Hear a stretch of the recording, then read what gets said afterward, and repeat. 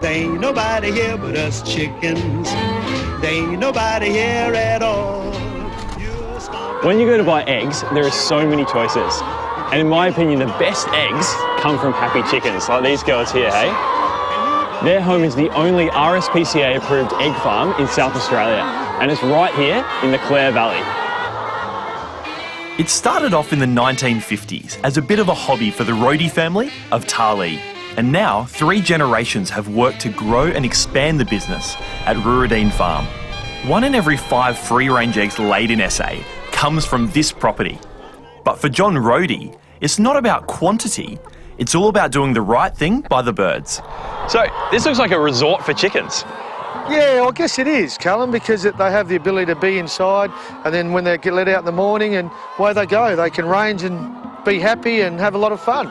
John, there's a lot of jargon used in egg marketing. What does it all mean?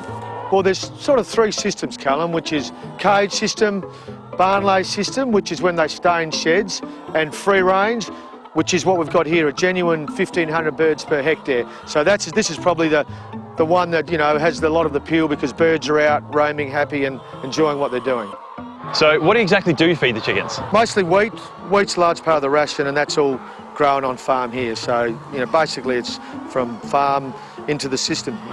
You're the only egg farm in South Australia with the tick from the RSPCA and one of very few across the country. Pardon the pun, but that's a pretty amazing feather in your cap. Yeah, well, it is, I guess, Callum, and we try and make sure that we just do the right thing so consumers know they're getting good quality, fresh, free-range eggs, so we stick to the rules. In terms of production, just how many chickens do you have on the farm here?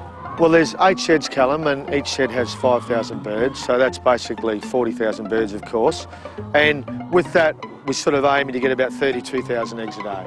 Okay, so most of these girls will hopefully be laying an egg today. Well, hopefully they will. I don't think they can lay one every day. I think they take a little bit longer, so you can't get 7 a week. Well, they take the weekends off, or? Well, it'd be nice if they did this weekend, but no, they'll keep laying for sure. Before the eggs leave the farm, they're graded into 6, 7 or 800 gram cartons and then sent right around the state. The only other RSPCA accredited free-range farm in Australia is in Queensland. So we're actually pretty spoiled here. Gee, they're good-looking eggs, mate. Not as good-looking as you, of course. When you come to the Clare Valley and stay in a B&B here, they're likely to give you provisions to make a hot brekkie. And for me, there's no better cooked breakfast than a properly made scrambled eggs. And when I've picked up these eggs here, just from the barn over here, you know they're going to be amazing. So let's get into it. I've got a hot pan here with a little knob of butter in it. I'm going to get a little bit of olive oil straight in as well. I'm using olive oil and butter. Basically, the olive oil is going to stop the butter burning, and the butter's for richness. Want a little pinch of chilli, because I love a little bit of heat in my scrambled eggs. All right, this is going to make enough for 2 people. So I've got 5 eggs in a bowl. Whisk that together. Little splash of milk as well. So for 5 eggs, I want about 1/4 cup of milk, just a little bit. A little splash. There we go. All right, whisk that together. Nice and smooth. Let's get this into the pan. Okay, so I've got a nice non-stick pan here, and ideally you want something that's got a bit of a heavy base to it, because a heavy base pan means you get a nice even heat and all your eggs are going to cook at an even rate. I've got a rubber spatula here, or a silicone spatula.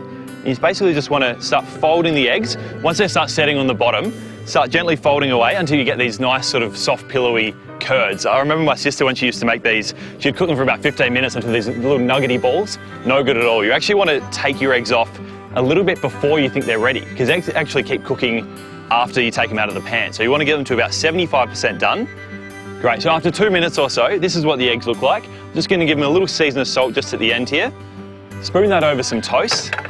I've got some fresh herbs here. I'm using chives and tarragon, but you could really use whatever you wanted to. And how good is that going to be as a start to your day before you go and check out a couple of the local wineries?